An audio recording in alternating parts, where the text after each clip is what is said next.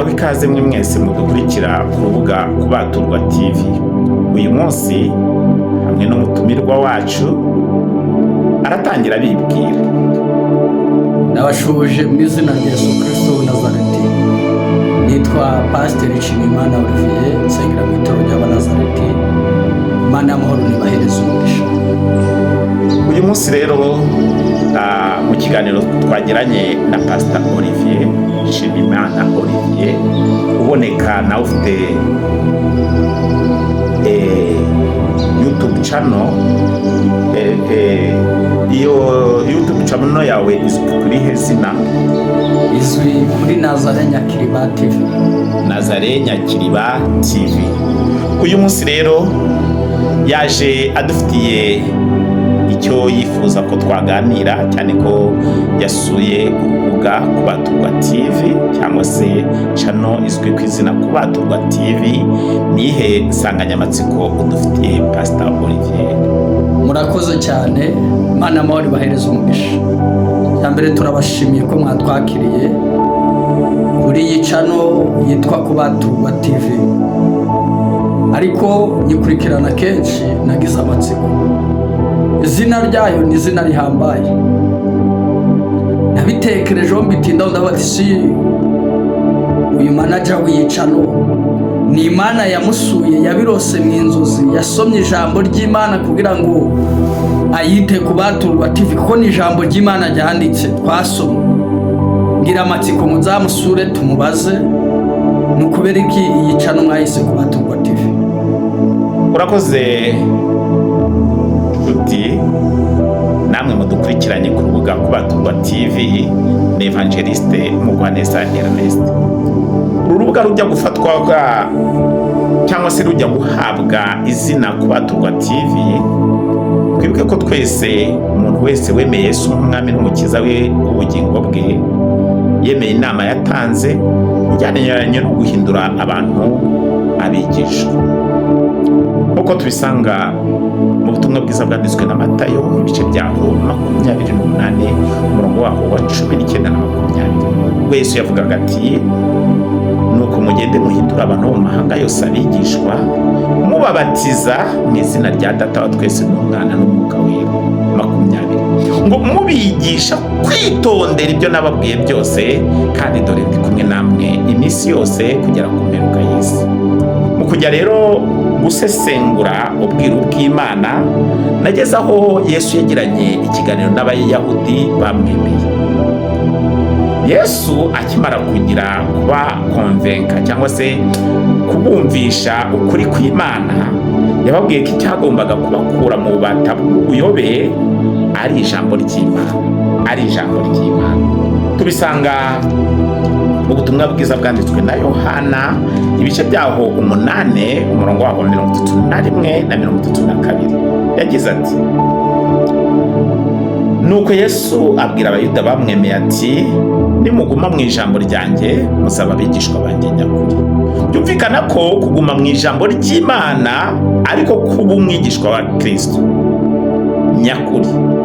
Bitandukanye nuko muri iki gihe cyacu abantu bavuga ko ari abigishwa ba Kristo, nyamara bataguma ku ijambo ry'Imana, batanari umwanya mu buzima bwabo. Nanone yavuze ko ngo namwe muzamenya ukuri, kandi ukuri niko kuzababatura. Nanone wifashishije ijambo riboneka muri Yohana ubutumwa bwiza ibice 17 umurongo waho wa 17, Yesu yavuze ko uberesha ukuri, ijambo ryanjye ni ryo kuri, ijambo ryawe ni ryo kuri. Byumvikana ko uwizirika ku ijambo ry'Imana ari ryo Bibiliya niwe usingira kubana na Kristo, cyangwa se usohorerwaho amagambo Yesu yivugiye aboneka mu butumwa bwiza bwanditswe na Yohana ibice byaho 15 umurongo waho wa 7 yagize ati,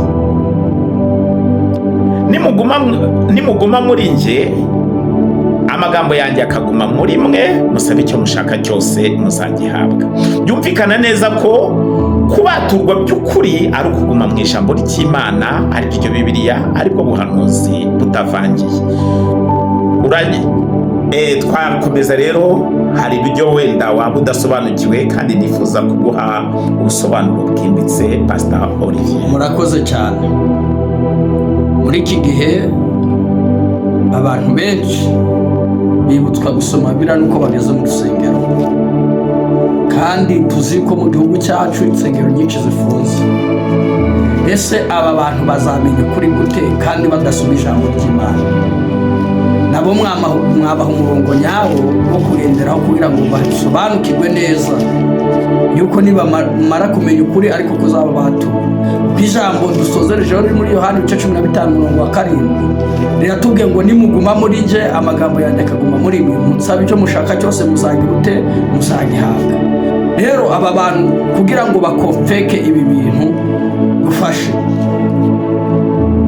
Urakoze muvandimwe cyangwa se nshuti yanjye Pastor Olivier. Ngira ngo abantu basobanukirwe, mu kiganiro Yesu yagiranye n'aba Bayahudi hari amagambo yagarutse akomeye agaragaza umurongo mpamo Yesu yifuzaga ko abantu tugendamo. Yageze ubwo avuga ko mu butumwa bwiza bwanditswe na Yohana ibice bya 8 umurongo waho wa 46 yagize ati, dusome 46, yagize ati, ninde muri mwe,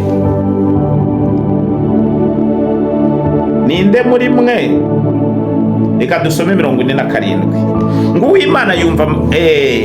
uw'Imana yumva amagambo y'Imana, mwebwe igituma mutumva nuko mutari Imana. Byumvikana ko abantu badashaka kumva ijambo ry'Imana ry'ubuhanuzi ntabwo ari ab'Imana. Nanone urebye mu rwa kabiri rwa Petero wa kabiri igice cyaho cya mbere, Petero wa kabiri igice cyaho cya mbere umurongo wa 19, tugiye kumva umumaro w'ijambo ry'Imana. Petero wa kabiri igice cyaho cya mbere umurongo waho wa 19, dusoma ngo Petero wa kabiri igice cyaho cya mbere umurongo wa 19, haranditswe ngo, nyamara rero dufite ijambo ryahanuwe rirushaho gukomera, kandi muzamukoze neza nimuryitaho, kuko rimeze nk'itabaza rimurikira ahacuze umwijima rigakesha ijoro, rikagezaho inyenyeri yo mu ruturuturu izabandurira mu mitima yanyu. Bivuga iki? Ijambo ry'Imana niryo ryabasha kugukangura, niryo ryabasha kukugeza ku kigero runaka kugira ngo Imana ikomeze ikwigaragarize nk'umuntu uyemera. Ese Olivier, urabyumva ute?